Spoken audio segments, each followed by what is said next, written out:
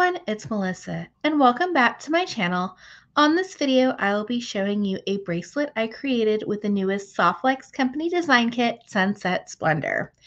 Unfortunately, technology was not working out for me, and the tutorial did not come out, but I'll show you a closer look of it. It's like your right ankle weave bracelet, and then I used the gem cuts and added in some size 11 seed beads on some Softlex wire.